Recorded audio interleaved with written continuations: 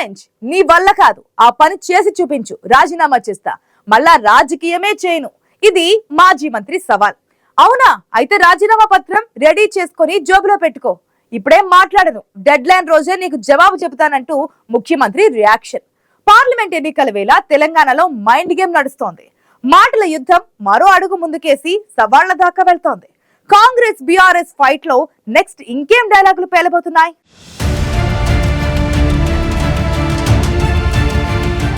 సినిమాల్లో తొడగొట్టాలంటే బాలయ్యే, కానీ రాజకీయాల్లో అదెవరి పేటెంటు కాదు. అందుకే ఈ మధ్య నాయకులు ఎగిరెగిరి తొడలు కొడుతున్నారు.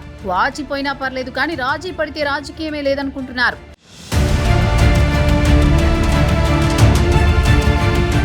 తెలంగాణ కాంగ్రెస్ ప్రభుత్వం ఎన్నాళ్ళలో అధికారంలో ఉండదన్నది మొన్నటిదాకా బీఆర్ఎస్ చెబుతూ వచ్చిన మాట. ప్రభుత్వంపై కుట్రలు చేస్తున్నారని, బీజేపీతో కుమ్మక్కవుతున్నారన్న కాంగ్రెస్ ఆరోపణలతో గులాబీ పార్టీ వ్యూహం మారింది.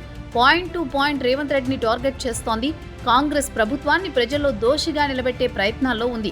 6 గ్యారంటీలు ఏమయ్యాయని ప్రశ్నిస్తూనే కొన్ని కీలక హామీలపై ప్రభుత్వాన్ని ఇరకాటంలో పడేయాలన్న వ్యూహంతో ఉంది బీఆర్ఎస్. గురూజీ రామ్ నారాయణ్ జీ ప్రపంచ ప్రఖ్యాత జ్యోతిష్యులు ఇప్పుడు మన హైదరాబాద్ లో ఎటువంటి సమస్యలకైనా తక్షణ పరిష్కారం చేయబడును. సంప్రదించండి 96651137 9000004357.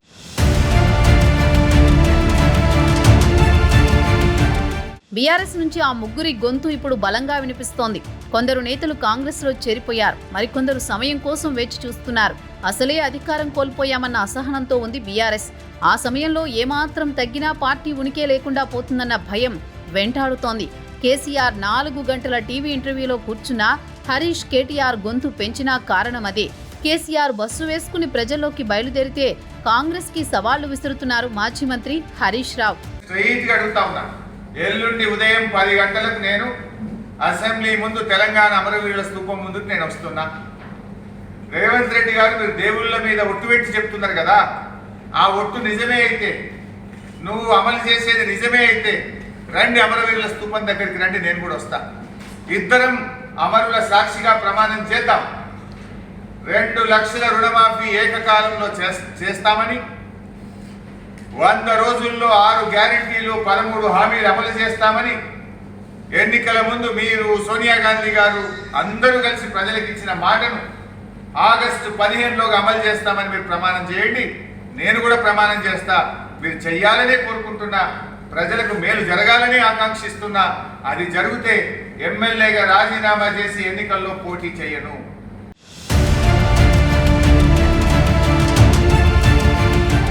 చేయరనుకున్నారో చేయలేరని అనుకుంటున్నారో గాని కాంగ్రెస్ ప్రభుత్వానికి పెద్ద సవాలే విసిరారు హరీష్ రావు. ఆగస్టు 16లోపు రుణమాఫీ చేయకుంటే సీఎం రేవంత్ రెడ్డి తన పదవికి రాజీనామా చేయాలని డిమాండ్ చేస్తున్నారు. ఆలోపు రుణమాఫీ చేస్తే తాను ఎమ్మెల్యే పదవికి రాజీనామా చేస్తానని ఓపెన్ ఛాలెంజ్ విసిరారు హరీష్ రావు. అక్కడితోనే ఆగలేదాయన. మళ్లీ భవిష్యత్తులో ఏ ఎన్నికల్లో పోటీ చేయనని చెప్పేశారు. దీనికి అంతే స్పీడ్గా ప్రచార సభ నుంచే ప్రతిస్పందించారు సీఎం రేవంత్ రెడ్డి. మేడారం సమ్మక్క సాక్షిగా ఇదేనా ఆనా అంటూ రాజకీయాన్ని ఇంకాస్త వేడెక్కించారు. హరీష్ రావు గారు ఒక మాట అన్నాడు, రైతు రుణమాఫీ చెయ్యి, రైతు రుణమాఫీ చేస్తే రాజీనామా చేస్తా అన్నాడు. నేను ఈ వేదిక మీద నుంచి మాట ఇస్తున్నా. రామప్ప దేవాలయం శివుడి సాక్షిగా, సమ్మక్క సారలమ్మ సాక్షిగా, 1000 స్తంభాల గుడి సాక్షిగా, అక్కడి సూర్యుడు ఇక్కడ ఉదయించిన, భూమి ఆకాశం తిరగబడ్డా నేను మాట ఇస్తున్నా. 15 ఆగస్టు లోపల తెలంగాణ రైతాంగానికి 2 లక్షల రూపాయల రుణమాఫీ చేసి తీరుతా. హరీష్ రావు అన్నావు కదా సిద్దిపేటకు రాజీనామా చేస్తా అని, రాజీనామా పత్రం జేబులో పెట్టుకో. 15 ఆగస్టు నాడు నీతో మాట్లాడతా బిడ్డ, మాట మీద ఉండాలి. నీ మామలాక మాట ఇచ్చి మాట తప్పి దళితుని ముఖ్యమంత్రి చేస్తా, లేకపోతే తలకాయ నరుకుంటాని తలకాయ లేని మాటలు మాట్లాడతాం అనుకుంటున్నావేమో.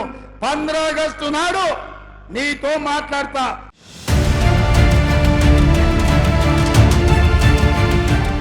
భూమి బద్దలైనా సరే ఆగస్టు 15లోపు రుణమాఫీ అమలవుతుందనేది సీఎం రేవంత్ రెడ్డి ప్రతి సవాల్. రాజీనామా లేఖను జేబులో పెట్టుకుని రెడీగా ఉండాలని హరీష్ రావుకు చెప్పేశారు తెలంగాణ సీఎం. తోక తెగిన బల్లుల్లా మామ అల్లుళ్లు ఎగిరెగిరి పడుతున్నారని రేవంత్ రెడ్డి విరుచుకుపడ్డారు. ఈ రాష్ట్రానికి బీఆర్ఎస్ పాలన నుంచి విముక్తి కల్పించామని, ఇచ్చిన ప్రతి హామీని నిలబెట్టుకుంటున్నామన్నారు. కాంగ్రెస్ సీఎం. అసెంబ్లీ ఎన్నికల్లో విజయంతో దూకుడు మీదున్న కాంగ్రెస్ పార్లమెంట్ ఎన్నికల్లో మెజారిటీ సీట్లు గెలిచి సత్తా చాటాలనుకుంటోంది. బీఆర్ఎస్ కి ఒక్క సీటు కూడా దక్కదంటోంది. పార్లమెంట్ ఎన్నికల్లో గెలిచే సీట్ల మీద కూడా బీఆర్ఎస్ కాంగ్రెస్ మధ్య మాటల యుద్ధం నడుస్తోంది. మల్కాజ్గిరిలో ముఖాముఖి తేల్చుకుందామని కేటీఆర్ సవాల్ విసిరితే బీఆర్ఎస్ పార్లమెంట్ ఎన్నికల్లో గెలిస్తే రేవంత్ రాజీనామా చేస్తారా అంటూ ఇప్పటికే సవాళ్లు విసిరారు గులాబీ నేతలు.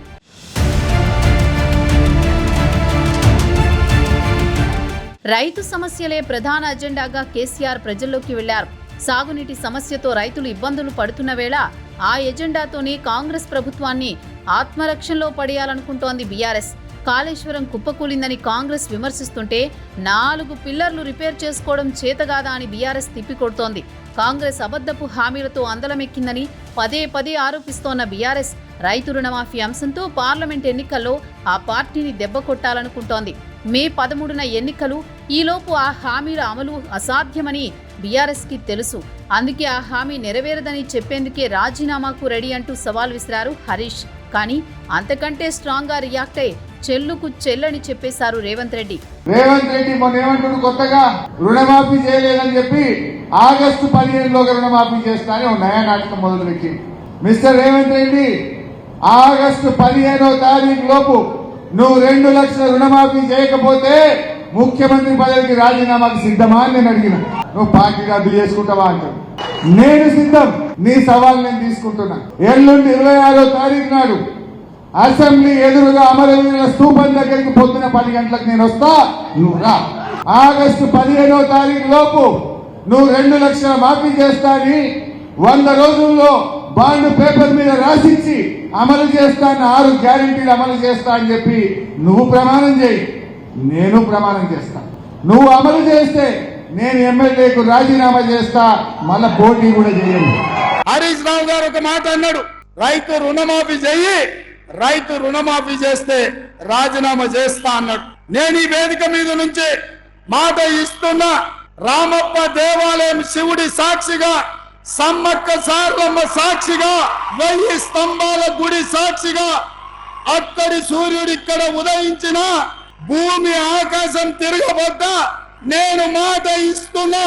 15 ఆగస్టు లోపల తెలంగాణ రైతాంగానికి 2 లక్షల రూపాయల రుణమాఫీ చేసి తీరుతా. హరీష్ రావు అన్నావు కదా సిద్దిపేటకు రాజీనామా చేస్తా అని.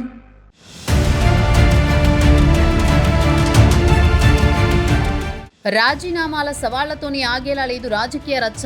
అసెంబ్లీ ముందు అమరవీరుల స్తూపం దగ్గర ప్రమాణం చేద్దామంటున్నారు హరీష్ రావు. పబ్లిక్ మీటింగ్ లో అందరి ముందే రేవంత్ రెడ్డి ఇచ్చిన రిప్లైతో ఆయన ఆగుతారా? అమరవీరుల స్తూపం దాకా వస్తారా అన్నదే ప్రశ్న.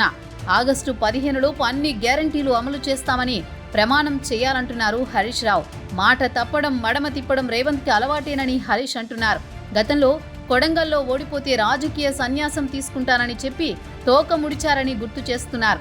వరంగల్ జనజాతర సభలోనే హరీష్ రావుకు మైకు పగిలేలా రిప్లై ఇచ్చిన రేవంత్ రెడ్డి బీఆర్ఎస్ కి మాట మీద నిలబడ్డ చరిత్రే లేదని దెప్పిపొడుస్తున్నారు. దళితుణ్ణి సీఎం చేస్తానని చెప్పి కేసీఆర్ మోసం చేశారని, బీఆర్ఎస్ నేతల్లా తాను తలకాయలేని మాటలు చెప్పనంటున్నారు. రామప్ప, సమ్మక్క సాక్షిగా ఇచ్చిన మాట తప్పమని గట్టిగా చెప్పేశారు.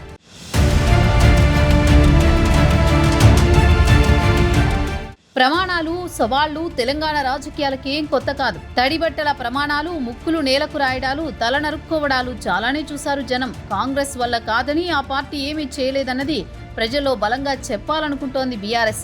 కేసీఆర్ పనైపోయిందని, ప్రజలకిచ్చిన మాట తప్పమని నమ్మకం కల్పించే ప్రయత్నాల్లో ఉంది కాంగ్రెస్. మెజారిటీ సీట్లు మావేనంటున్న బీజేపీ ఈ 2 పార్టీల మీద విరుచుకుపడుతోంది. సవాళ్ల పర్వంలో తాను కూడా తగ్గేదే లేదంటోంది.